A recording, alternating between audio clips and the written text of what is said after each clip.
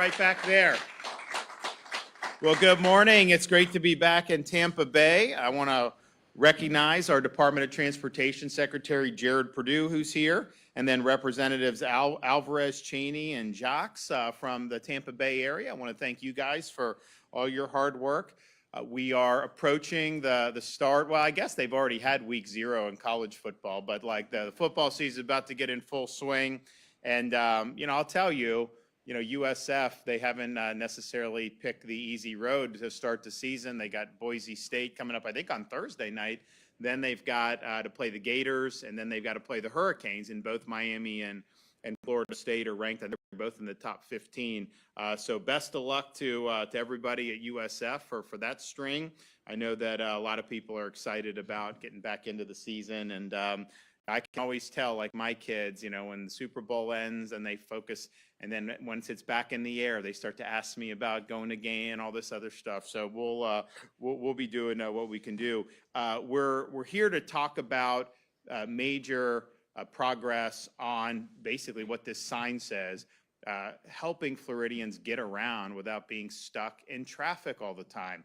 And when I became governor, I said, listen, obviously, you want safe roads. There's things. I was like, I want our transportation to be about getting people from point A to point B as efficiently as possible. And to do that, given the way the demographics of our state is, habits of people, it's going to need to be a lot of improvements in the roads and a lot of more expansion in our capacity on the state highways and on the interstates. And so we've done that going forward, and done it, I think, in a really, really big way. And this is not, yes, the traffic is important for quality of life. It's important for families, but it's also important for business to be able to move freight across this state, to go from Tampa to Orlando, for example, and do it in a somewhat timely fashion compared to how it's been in the past is really, really significant. We, as a state, have been ranked the #1 economy in the country 3 years in a row by CNBC. We've also been ranked #1 in economy by U.S. News and World Report. Our GDP, when I became governor, was $1 trillion, which was significant. Now it's close to $1.8 trillion. So we've had really significant economic growth. The only state I think that's had more economic growth since 2019 is Idaho. Now they're a lot smaller, so it's easier to grow higher as a percentage, but we are #1 amongst all large states by a pretty significant margin. And so we're happy with that. I think people saw the federal government. We just got I think it was a AA- rating from one of the rating agencies. Florida, we're AAA with every agency across the board, AAA. And if you look at what we've done, we have state debt from the history of Florida. And, it wasn't like it was like out of control or anything. I mean, honestly, it was relatively modest for a state of our size. But what we did was create an accelerated debt repayment program, and we work with the legislature to be able to do that. So we've been able to retire debt earlier, saving interest costs, but also at below market rates because our guys and the bond finance can go in and do this. So all told, by the end of this fiscal year, all of Florida's history up until the time I became governor will have paid off about 50% of the state's total debt. So of any state, I think there may be 1 or 2 states that don't have any state debt at all, but of the ones that do, we have the lowest per capita debt of any state in the United States. And we continue to do, I think, smart things. Our rainy day fund, it's called the Budget Stabilization Fund. We have more than tripled that since I've become governor. And we actually, in this most recent budget, put money in, the legislature put enough money in to where we can't put any more in legally under the Constitution. Like, we've maxed it out. But it just shows you, we've been good stewards here and been planning this very, very, very, very well. So we have all those things that are really, really significant, and that's part of how a state does well, to be firing on all cylinders. A couple years ago, we're running surpluses now, but we were running surpluses. And yes, we were cutting taxes. Yes, we were paying down debt. Yes, we were doing things like raising teacher salaries and doing things to restore our environment, whether it's the Everglades or springs or the rivers like the Caloosahatchee, all those things, Indian River Lagoon, you name it. So we're doing that. But I looked at the state. We obviously, we're growing. I don't go out and beg people to move to Florida. I mean, some governors will go out and beg that they come to their state. I don't do that. You know, it's people vote with their feet. It's a free country. They have an ability to do that. But it does create some challenges for us. There's some benefits. People bring a business here. They bring high income here. And we've had a lot of people that have fled some of these other states that consume very little services and then contribute. So there's obviously positives, but then there's also just the fact that, you know, we had 21 million people when I became governor. We got 23.5 million now. That means more people are going to be on the roadways. That means you're going to have to build more schools. That means you're going to have to do things to be able to accommodate that. So I knew this. I think the folks in the legislature at the time understood that. And we looked and said, okay, we have, we have our secretary here, Jared Perdue. You know, we have a program with our Florida Department of Transportation. It's called the Work Program. They have certain projects that are in it. They get funding. The legislature funds the work program, and those things, they just knock them out, right? But we were looking around the state, and we're like, well, wait a minute. There's things that haven't even made it into the work program where we need relief now. We can't wait 10 years or 15 years, and some even had to wait 20 years to be able to get this done. It doesn't work that way. And so we launched an initiative called Moving Florida Forward, which took billions and billions of dollars from our state surplus and plowed it into infrastructure programs, many of which were not even projects that we're not even going to begin until next decade. Let's get shovels in the ground now. We know we're going to need to do it. And then let's bring them to fruition 5, 10, 15 years ahead of schedule. And so this was a multi-billion-dollar investment. The total amount has been about $7 billion invested in our transportation system, and at least 20 major interstate and roadway projects across the state have been expedited through this initiative. And that includes some of the projects, that we're going to talk about today. It also includes the Golden Glades interchange on I-95 in Miami-Dade, which really needed it. The Fruitville interchange on I-75 in Sarasota, for those of you who've ever done that. It's going to be the diverging diamond design. These guys study all this stuff about like what works or what, they study the traffic patterns. And so sometimes, when hurricanes happen, people always ask me if there's evacuations, are you going to do contraflow where you go, everyone can go north? And we always say no, because they've studied it. It doesn't work. What they do is they expand, you use the emergency shoulder, you do that. You still need to get people in preparation for a hurricane. We bring the utility workers into stage. We bring first responders. We do all that stuff. But they've studied it. It doesn't work. They can look at what type of interchanges have proven to work and not work. And they put a lot of time and effort on that. And so this in Fruitville, that interchange could be good. US 98 in Bay County, those of you who've ever been up to Northwest Florida, that needs it. And they're very crowded from like Memorial Day until Labor Day in particular. And like you can go out on that and it's like you just can get stuck. It's a lot of traffic. So that definitely needs it. Realignment of US 301 from County Road 470 to Florida Turnpike up near the Villages in Sumter County, which could be a big bottleneck. I was in Ocala earlier this year when I announced the addition of new auxiliary lanes to I-75 over 31 miles from State Road 44 in Wildwood to State Road 326 in Ocala, and that's 10 or 15 years ahead of schedule. But anybody that's driven up, particularly from the Tampa Bay area, you go up on I-75 and you can hit traffic, especially when you get into that Ocala area, and it can be really, really brutal. So that is going to make a huge, huge difference.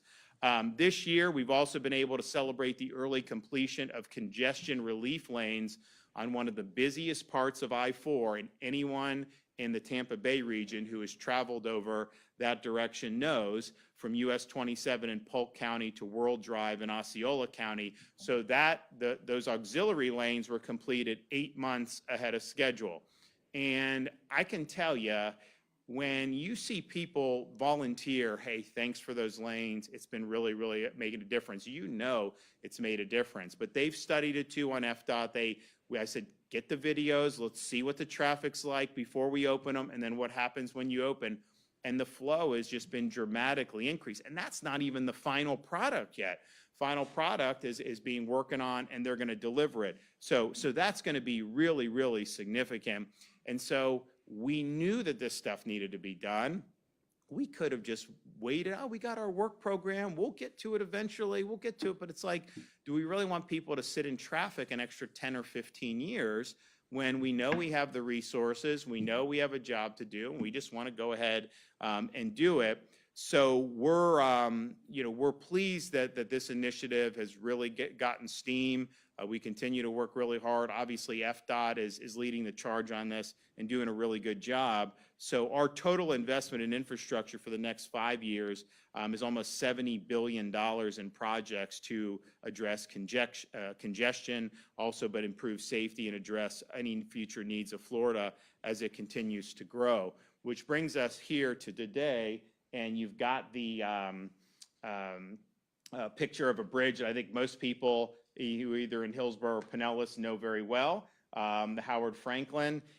We are able to say that the Howard Franklin Bridge is the largest infrastructure project ever delivered in the Tampa Bay area. It's carried nearly 200,000 drivers a day for decades. It's been one of the most vital links that we have. The work that we've done over these many years has been significant. Obviously, we saw it during Hurricane Helene when folks were evacuating in and up to Hurricane Milton. What's happening on this and behind us here, we will end up delivering a modern bridge that will increase capacity by 50%, that will strengthen hurricane routes and improve the safe and efficient movement of people and goods across Tampa Bay. So this is nearly $1 billion investment, and it will, of course, tie directly into other key projects, including Gateway Expressway Project and I-275 Express Lanes, which opened last spring in Pinellas County. It'll also do the existing, which we have on the handout, the I-275 widening in Pinellas County, which is going to be really, really good. We are demolishing, FDOT is demolishing now the old bridge. And so they're going to be continuing to do that. And then they will also be, even though we have the new bridge, they are going to be working on delivering those express lanes for folks. And so when that comes online, that's going to make a huge, huge difference. So this something needed to be done. This stuff is going to be really meaningful. We're also able to announce that we are breaking ground on the I-275 expansion, which is one of the largest moving Florida forward projects in the region. Hundreds of millions of dollars are going into this. This will relieve congestion in Pinellas County. It will help moving goods around the Tampa Bay area, and it will, of course, reduce travel delays. Some say up to 85% reduction in travel delays, regional economic value of over $1.42 billion. So by widening the I-275 lanes and adding new express lanes that connect directly into the Howard Franklin Bridge, we're building a continuous corridor of improved mobility and preserving I-275 as a major hurricane evacuation route. Now, hopefully, we don't need to use that in the ensuing years. I mean, sometimes we have long droughts where we don't get any major hurricanes. I mean, we had 10 years recently where we didn't have any. As it looks right now, I mean, we're late August. As you get into September, it's kind of like the frequency as you get into September, mid-September, late September. You know, that's kind of the most sensitive period if you just look historically about when these storms come. What we can say is at least right now, there's no activity on the horizon that would be concerning. So if it's a wave off Africa, obviously it would take time for something like that to come on the scene, develop. By the time it moves across the ocean, I mean, you're talking about many weeks at that point if there's nothing on the horizon now. Sometimes the ones on the Gulf, in the Gulf can form a little quicker and move. Fortunately, we don't see anything now. We're ready. Everybody should be ready. You now have universal disaster preparedness supplies tax-free, regardless of time period. So go ahead and buy whatever you need to buy, and hopefully that they just sit there in the wrapper and you don't use them now. But we're prepared for it. But so far it's been relatively uneventful. Now, I would also caution people. I remember in 22, everyone was saying, because they always say it's going to be the worst hurricane season ever. Like literally every year I've been, the worst, right? And it was like almost nothing in 2022. And so we get into September and people are starting to notice this. And then we kind of get like, okay, into that second week of September, and then we hit the midpoint of September. Then people are more vocal about it, like this hurricane season's nothing, everyone's fine. And then you had Hurricane Ian, right? I mean, so like it only takes one. So hopefully we don't need to use for hurricane routes, but I do think when these moving Florida projects are done between 275, what we're doing on 75, and you don't need to evacuate that far, but some people do. Some people may have family in southern Georgia. Say, hey, I'm just going to go up and stay with them. Some people may want to go other places. That is going to make a really big difference. And so these are the successes and the progress that we are able to talk about today, both the Howard Franklin Bridge as well as the I-275 expansion in Pinellas County are really, really significant. And I can tell you that 275, that was not even on the radar to be done had we not done moving Florida forward. So that's going to be delivered way earlier than anyone would have been able to do if we had just done kind of the normal processes that's done. So I want to thank Jared Perdue. I want to thank everybody that's been involved with this. We're gonna keep working. Obviously, we got to do the permanent I-4 over there in Polk and Osceola counties, which is going to be very exciting for a lot of people. There's traffic and then there's kind of traffic. I think rush hour traffic kind of is what it is, and you work to be able to mitigate that. But you've got some spots like in Champions Gate, like in Polk on I-4, where you could be driving like any time, and all of a sudden you could just be in standstill. That has been really alleviated well with what we've done on these temporary lanes, but that has always been a problem spot. So that is, I mean, we're really excited to be able to, what we've done, I know people have appreciated it, but then what we're going to be able to deliver going forward is going to be really, really amazing for people. And then this stuff in the Tampa Bay region, this is important. I mean, this is quality of life. This is economic growth. This is everything you want to be seeing. And I'm happy that we had the foresight. I'm happy the legislature saw the need to do this, to get that money in place and to get moving with it. So Jared, you want to come up and talk a little bit about these projects?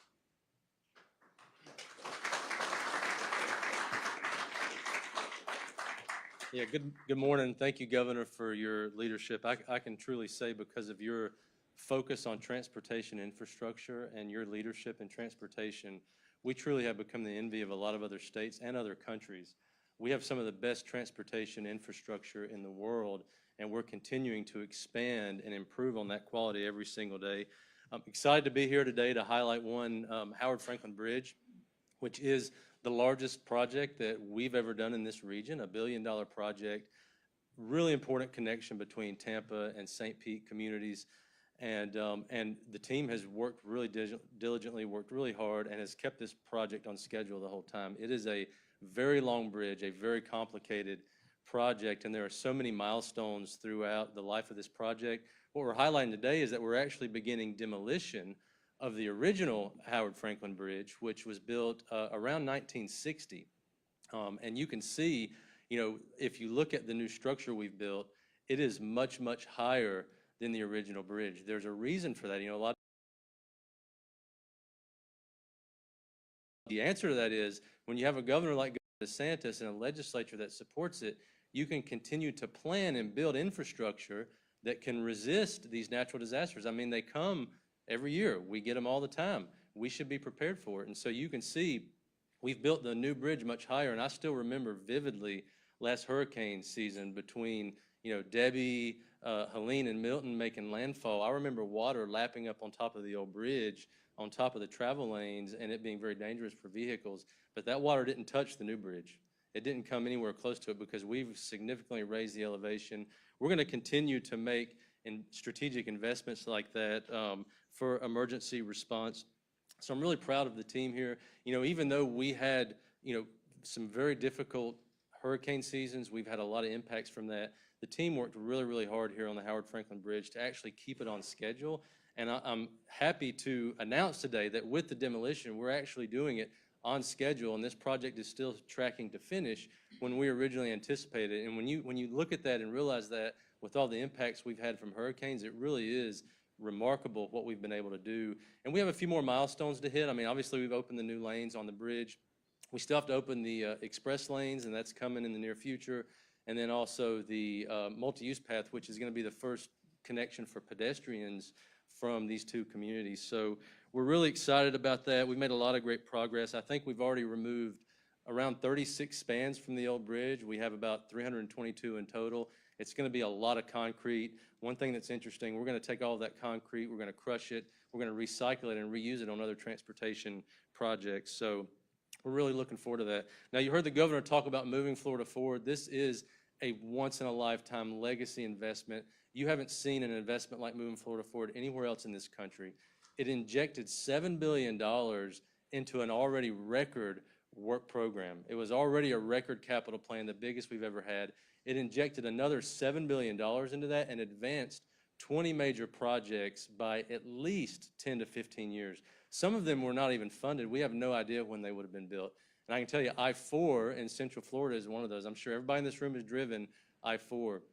That project in total is a $3.4 billion investment. I have no idea when it would have ever been funded if it had not been for the governor's Moving Florida Forward initiative. And you heard him talk about those congestion relief lanes. They have literally cut people's travel time in half. So if you were in rush hour on Friday afternoon, usually it would have taken you anywhere from 2.5 to 3 hours to get from Orlando to Tampa. It has cut that in half. Now it's an hour and 15, hour and a half.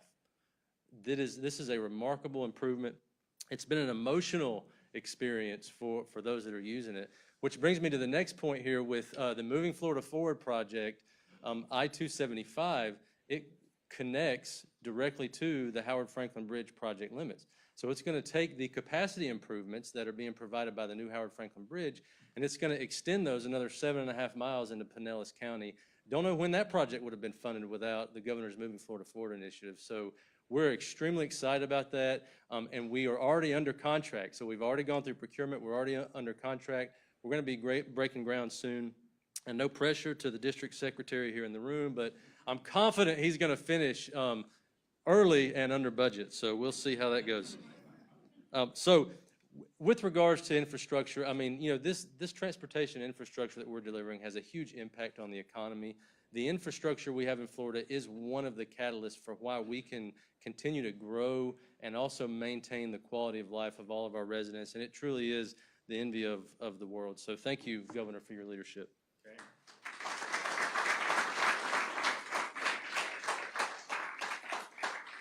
So I want to thank Jared, and yeah, this is big. It's significant. It does impact people's lives. I mean, there's certain things you sign a law to, and like it does matter, and some matter more than others.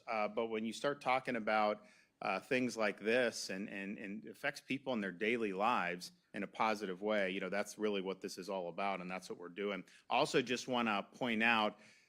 So there's you hear static out there about, oh, the Florida Department of Transportation is removing, this from the roads, the people painted and all this other stuff. The Florida legislature passed the law that was very clear that I signed into law. We're not doing the commandeering of the roads to put up messaging. And so FDOT has, when it's on a state road, has removed. They put out guidance earlier this summer to make it clear to everybody what the expectations are.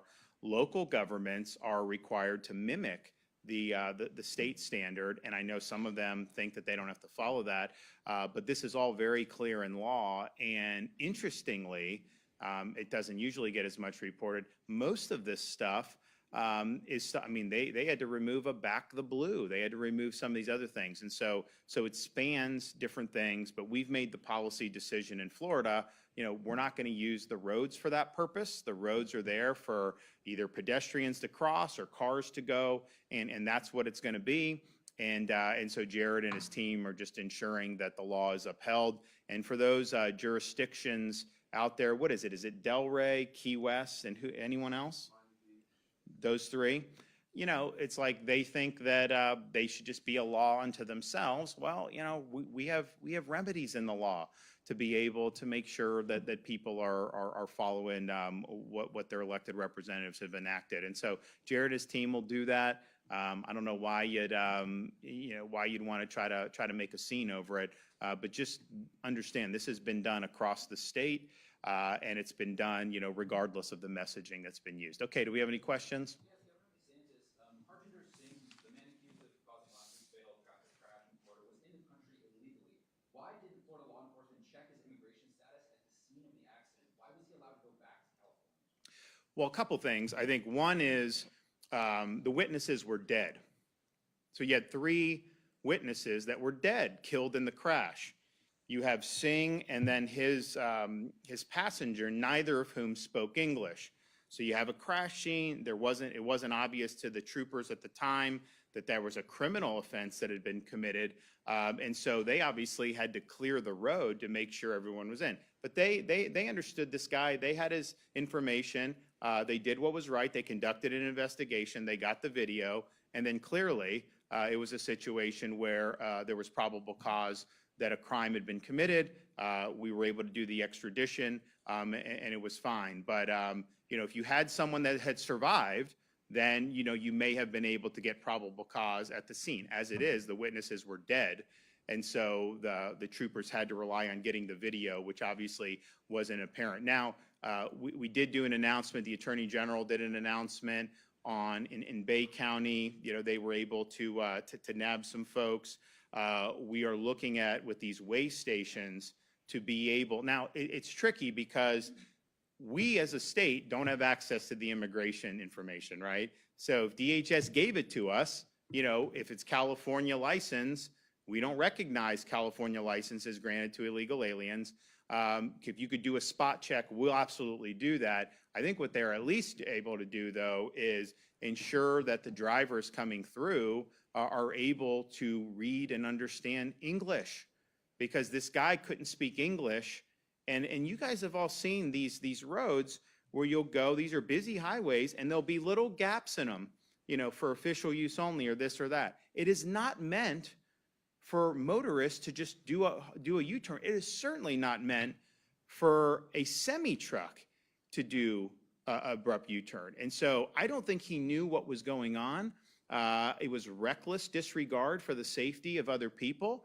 And he tries to do this abrupt U-turn, and that other car didn't have a chance. That other car didn't have a chance. So, and I know the Attorney General is asking the Trump administration to consider pausing CDL programs in California and Washington State, because first of all, you're not allowed to issue a CDL to somebody who is not in this country legally.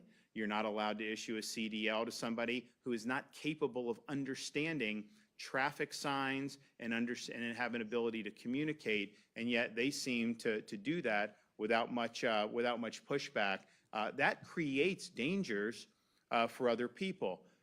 Obviously, I blame, California's a sanctuary state. Their problems spill over to the rest of the country, as we're seeing. This guy came illegally, and he went to California, and he went to sanctuary jurisdictions. So that's just what happens. So yes, that's a huge problem. The company is at fault here too, because if you're running a company like this, you should know whether your drivers are capable of handling a vehicle of that magnitude. That is, if somebody's not able to do it, you're putting a lot of people's lives in jeopardy. The federal government took away the license, the business license from that company. I mean, obviously, there's probably going to be additional stuff that happens there, but certainly, I think we're looking at: are there any ability for us told the company accountable at the state level in addition to the federal level, because I think that you need to do it. But this driver, he made the decision to get behind the wheel of that thing, knowing that he was not able to fully understand his surroundings and fully understand what was on the road. And that created a massive hazard, and it resulted in the death of 3 people. I was asked the other day, like, oh, there's a bunch of people like in foreign countries that are signing a thing to say basically, go lenient on him, like he didn't intend, to kill these folks. Well, I was like, well, he intended to get behind the wheel knowing that he didn't have the full capacity to be able to handle that vehicle. He was driving it around knowing that he was not well situated to do that. He attempted a very reckless U-turn with a massive truck, knowing how very dangerous that is. So the notion that somehow this guy wasn't really at fault, that he was kind of, they almost portraying him as like a victim of what happened here. I don't buy that. This guy knew what he was doing. And did he intend to do a clean U-turn and not run into anybody or have anyone run into him? Yeah, that was probably the intent, but the reality is it was a reckless disregard for the safety of others to do what he did. And it's it's an avoidable tragedy is what it is. Hey, Governor, we've had a number of parents reach out to us, obviously, about the mural situation. About the what? I'm sorry? Mural Okay. situation. They're upset because, their kids just finished helping paint murals for this crosswalks project near their schools. And the parents sent me that FDOT gave them Planning Innovation of the Year, and now something that they raised money for and the kids helped paint are now getting stripped away that they just finished months ago. What do you say to these? Do you want to talk about that specific issue? Yeah, go ahead. Yes, thank you. So basically, anything that was previously permitted or installed or awarded, anything you can bring up from the past essentially is irrelevant now because we have a new law and we have a new standard, and we're simply implementing that standard, and it's across the board. Pavement art is not allowed, and we're removing everything that's not compliant with state, federal standards, and that's the approach that we're taking. We did an inventory of more than 400 locations across the state, and it's all kinds of art. And so, this is one of those locations that's part of that. And, as we continue to implement this, we're going to be working with our local government partners. Yeah, but I do think it's important to point out that, there was a law that was enacted. So I get like what may have happened, years ago. No one was doing anything wrong per se. But I think there was a feeling amongst the elected officials, certainly in other parts of the country, it had gotten way out of control to where really the safety and the use of the roads was almost secondary to people being able to appropriate that for different types of messaging. But the legislature passed it. I think it passed unanimously. I think in the Senate it did. I don't know about the House. I signed it into law, and then Jared and his agency issued the guidance. And so what I would tell kids is, we have a representative system of government. People elect their representatives. They're able to enact legislation with the governor's signature, and then when that happens, then obviously people will conform the conduct accordingly. And so I don't think those kids were doing anything wrong. I think it's just a change in policy, and we don't want to be in a situation where we're playing whack-a-mole. Say, oh well, no, that mural's fine, but that's not. We think the pedestrians may get confused there. We think a driver, oh no, that's fine. This. Because, then you get into like, oh, is there a content thing and all that. No, we're just not doing it. That we're out of that business in Florida. And so all they're doing is just enforcing the law that had been passed. And I understand there may be people that disagree with it. There's laws that are on the books that I enforce that I may not fully agree with, but I took an oath to do it. And so that's the way the cookie crumbles. And so, but there was a change in law. There was a change in guidance that has been issued. And now with the Trump administration, they are very aggressive on saying that the roads should not have the markings on them, and that's not the appropriate thing to do. So I think you kind of have agreement now, state, federal. I think we're all swimming in the same direction. Most local governments, I think, are fine. They're like, look, if the law changes, the law changes. You're always going to have the Key Wests of the world that are going to virtue signal. That's just what they do. I get it. I know, not my first rodeo. But the reality is, they don't have a legal leg to stand on here. Jared put out the information. They had an opportunity to correct. I think, has that elapsed yet, or do they still have more time? We still have more time. It's 14 days from notification. Okay, so sometime next week, I think it'll be. Was that when it is? I think so, yeah. So stay tuned on that. Mayor DeSantis, you said for months that you want local property tax cuts. To what extent is you and the chief financial officer's DOGE or FAFO initiative an effort to convince Floridians that local governments are responsible for their high property taxes? Well, I think the reality is everything you pay in property tax goes local. We don't, if you look at our state budget, we don't get property tax. The state of Florida has a sales tax. State of Florida has things like dock stamp taxes and some other auxiliary taxes, which were, by the way, I think we're the second lowest tax state in the country at the state level. And of course, we have no income tax. So when they see their property tax bills going up and they say, you know, hey, Governor, you know, cut our property taxes, you know, my response is, if you look at the way Florida's Constitution is designed, that power is lodged with local governments.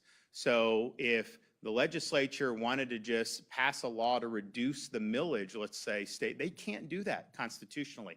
So that's why what we're working on is a proposal to go on the ballot in 2026, where Floridians will be able to vote something that will do the property tax, but you have to do it through the Constitution. But yes, if you look at what's happened, there's been a major boom in Florida real estate. And honestly, home prices have gone up everywhere. They've gone up probably more here because we've had more demand, more population.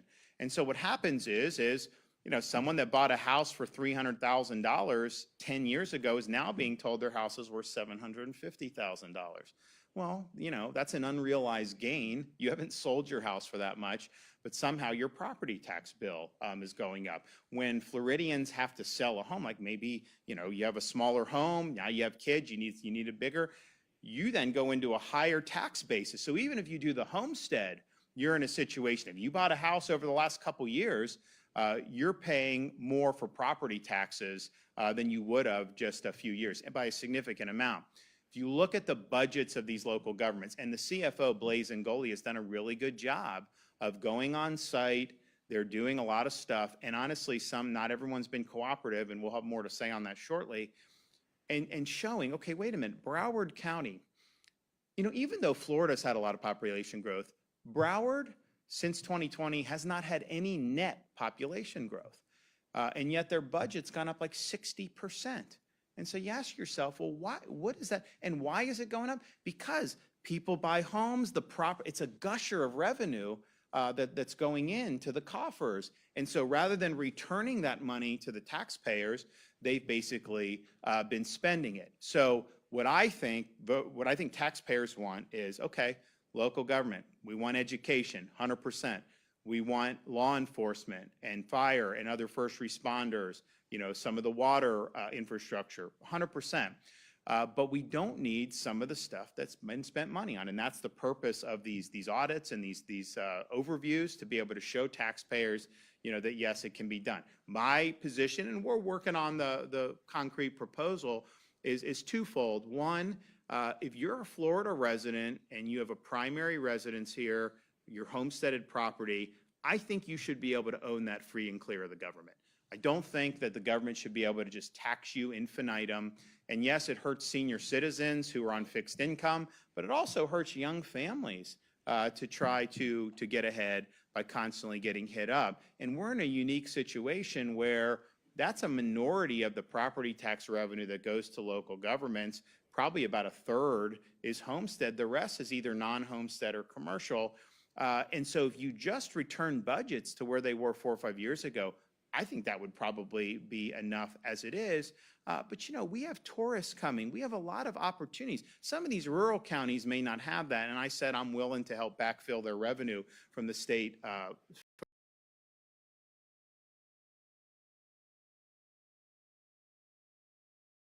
You have people that are paying taxes who aren't residents here.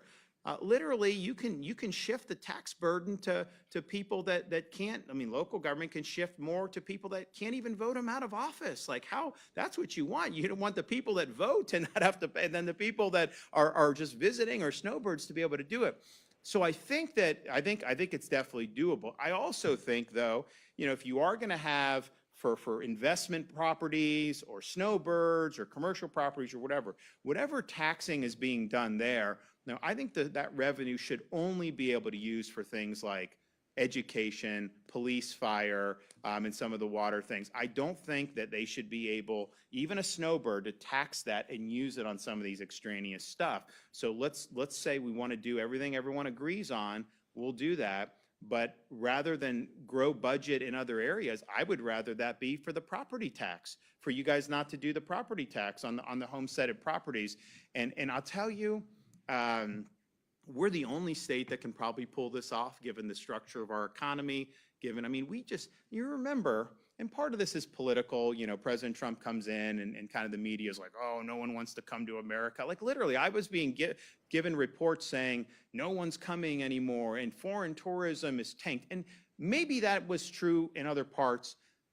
Maybe there has been a drop. I can tell you in Florida, we just had in the most recent quarter, we had the best quarter ever that we've had for the second quarter of any year.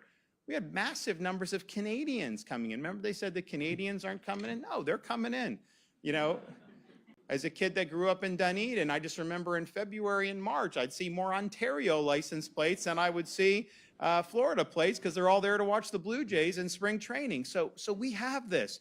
We have people that are doing, and then you also have another issue that is kind of under the surface that I think a lot of voters are concerned about, because we've never had a situation where home prices are more out of whack from median household income. So if you look at the median household income in the United States is probably something, between $75,000 and $85,000. The median home price is well over $400,000.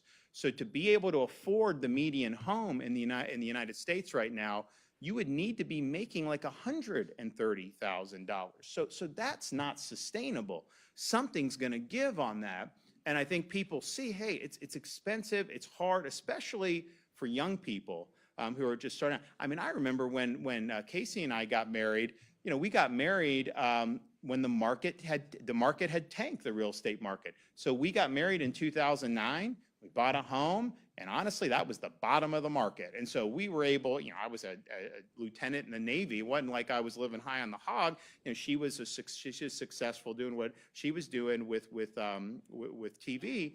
But we were able to do that. If we were starting out today, me being in the Navy and her doing what she was doing, I don't think we would have been able to afford even a modest, this was an 1,800 square foot house, 3 bedroom, 2 bath, 3 bedroom, 3 bath, like whatever. It was a nice, but I mean, it was not like extravagant. There's no way we'd be able to afford that. And so I think people look and they say, okay, what is driving this? Well, part of it is just the COVID fiscal policies and the Fed printing money has inflated things, which makes it difficult for a lot of people. But then a lot of people say, well, wait a minute. Is BlackRock going in and buying these neighborhoods? And so they can afford to buy the homes and then they just rent it out to people. And so are we going to become like a nation of renters? And I saw a very troubling statistic the other day. There are more would-be home buyers that are over the age of 70 in the United States than under the age of 30. So that's telling me like these young kids, they're not even in the game. And I think it's because it's not affordable. So you have this situation, and some people say, well, companies should not be able to buy homes. That's difficult to do legislatively because, you may have a small business that has 2 or 3 homes and they may do stuff like that. It's not all BlackRock, but I'll tell you, if you say your personal homesteaded residence can't be subject to property tax, but the investors could still be subject to property tax, what does that do? That basically puts a thumb on the scale in favor of traditional home ownership. That is going to make it better for people and ultimately, I think, more desirable to be a homeowner rather than necessarily to be an investor. So I think there's a whole host of issues that are wrapped around in this. But the one thing we control, we don't control the price of your home. We don't control the insurance market. These are things that have market forces. Now, there's things that we can do to make things more attractive here or there on the margins, but ultimately, those are private decision making. Taxes is purely government. The market can do what they want. We the people of the state control through our Constitution how your property can or cannot be taxed. And so we have an opportunity to present that on the ballot in November of 2026. You know, I've talked to a lot of these legislators. I mean, they're really excited about being able to do it. I know, like, we didn't have necessary support, you know, in the leadership, certainly from the House, on what we were trying to do. Because I just said, listen, we'll do the ballot in 26, but in 25, we should do a $1,000 rebate for homestead Floridians. And we could have done it, and they didn't want to do it.